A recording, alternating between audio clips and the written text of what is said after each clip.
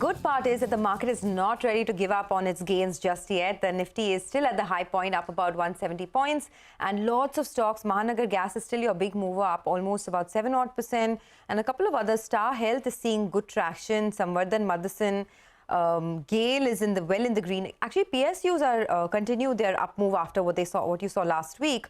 And some of the paint companies like Kansai and Nerolac also doing pretty well. But diagnostics is the sector on our radar at the moment. You have, a couple of brokerages that have come out with reports. UBS Securities says that price increases and discount moderation is likely to improve margins for the sector, while BNP Paribas says that it is positive on the volume growth with recovery for the sector. To discuss more on the sector with respect to pricing, the outlook post-COVID, we have two gentlemen joining in. First up, Ravindra Kumar, who's the Chief Executive Officer at Lupin Diagnostics, and then we have Prakash Agarwal, the Deputy Head Research, Executive Director Pharma at Axis Capital, who's been tracking the space for a really long time. Gentlemen, morning to both of you. Ravindra, let me start with you. Good morning. Can you tell us what is the current pricing situation? Have things improved? Because for a major part of the last year, there was a lot of pricing pressure. There's high competition. The space was going through a bit of a crunch in terms of earnings. Is the worst over? So, to be very true, things has improved pretty well in a couple of months. What we are seeing right now, and there are different segment of player which are in retail as well as on digital side, and we are typically in the retail segment where we are doing pretty well, and the price is quite under control for last 6 to 8 months, and we are seeing it in right swings to move on. Okay, so when you say things are improving, can you tell me particularly for the Lupin Diagnostics business, can you put the numbers in front of us? What is the revenue? What are the margins currently? And have you broken even in terms of, the EBITDA performance? Yeah, so first of all, I would like to tell you that we are growing pretty well. We have now more than 400 plus outlets which are operating all across West and East India. And we recently launched our South India operation from Hyderabad, and we are on track in terms of driving the network reach in tier 2 and tier 3 cities market.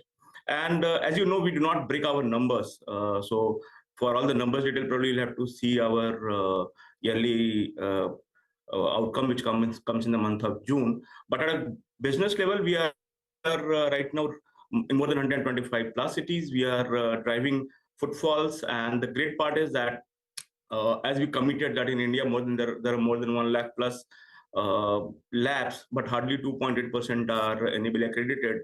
We are pretty much confident, and we are driving the NABL accreditations pretty fast. Within 15 months of our time, we have 2 labs, Nasik and Pune, which are NABL accredited, and another 4 are in pipeline.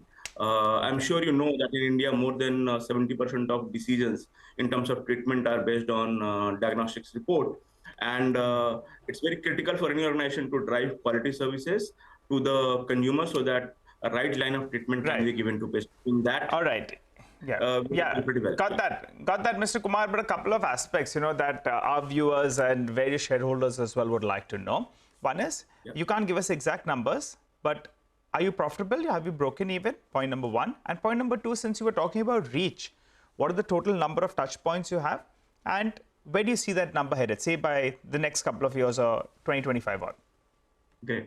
So as I told you, we are right now just a one-year-old organization. We started our operation in December 2021. In terms of top line, we are growing very fast and probably one of the fastest in the industry. And for rest of the details, definitely you can cross-check our financials, which will come in the month of May, June.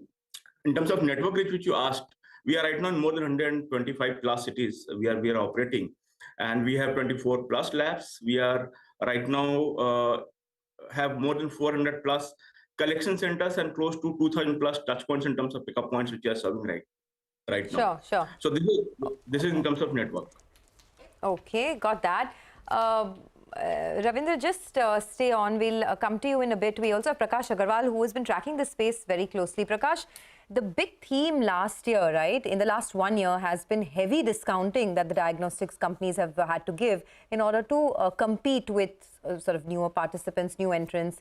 Is the worst of the discounting behind us? And how is the situation on the ground currently? So we had a fairly good amount of channel checks, talking to a lot of online players as well as new age players who are backed by PE players. So what we see on the street is while the discounts remain very high, I mean, they range at 40 to 75% from the rack rates which the large diagnostic companies are offering. At the margin, the discounts are coming down, but that is only at the margin. So even after the discounts coming down, the prices are still 40 to 75% lower. So we are seeing that some of the patients, wellness consumers are shifting from the traditional diagnostic companies to these new age diagnostic companies, largely on the wellness side and as well as on the chronic illness side. So that's 60% of the market.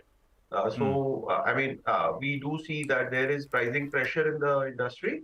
And if Yes. you compare just the last 5-year data of the large diagnostic players, their prices have remained largely constant. So that Okay. really, yeah. Yeah.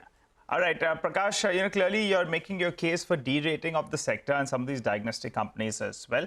So give us a couple of numbers then. What is the multiple that it normally should trade at, some of these diagnostic stocks? You believe it should be lower, I understand. So how much lower? And also as a brokerage house, how much lower are your estimates in comparison to what consensus is at? So we are about 15 to 20% lower than the consensus numbers even today. We believe that while growth can come back, given unorganized to organized is still a very large shift that is happening. But we are a little negative on the margin side. We believe that the costs have gone up, cost of doing business has gone up, A. B, all the companies are expanding. So there is a threshold cost of setting up as well as bringing it to break even. So that cost is there. Plus raw material prices also have increased. So on the gross margin side, there's an impact. EBITDA margin, there is an impact. Plus all these large companies have also acquired large, assets like, for example, Dr. Lal has bought Suburban as well as Metropolis bought High Tech. So these also have some higher interest costs and amortization, so which leads to lower PAT margin and lower ROEs. So what you'll probably see, the ROEs which were 25-30% has come down to 15 to 20%. So there's a lot of derating already happened, but we see that it will remain stagnant. While the can come back, but margins will be lower is what I wanted to highlight. Okay, just one final question from my end. Since you spoke about Dr. Lal's, the stock has lost 30% of its value, right, from the highs. It was at one point at around that 2,700 level. Do you think there's anything any trigger that could sort of take the stock back to those levels, or are you still cautious despite the fall that we've seen? Yeah, no, so you are right. And we also highlighted in our report from a peak of 60 times plus, the multiples have gone down to around 40, 45 times. So a large part of this COVID wave had come and the street had extrapolated that. So that has come off clearly. We are seeing some headwinds currently by these online players, which is keeping the volume restricted. Yes, there are small green shoots available currently. Dr. Lal per se, as per channel checks, have taken some price hikes in select, a diagnostic test menu. But these are, I think, very small steps. Need to do something larger in terms of geographical footprint, some rationalization of prices to have a higher volume growth. India is largely a volume growth country, so we need to, have a fine balance between growth and margins, and that's what will keep the clock ticking, I guess.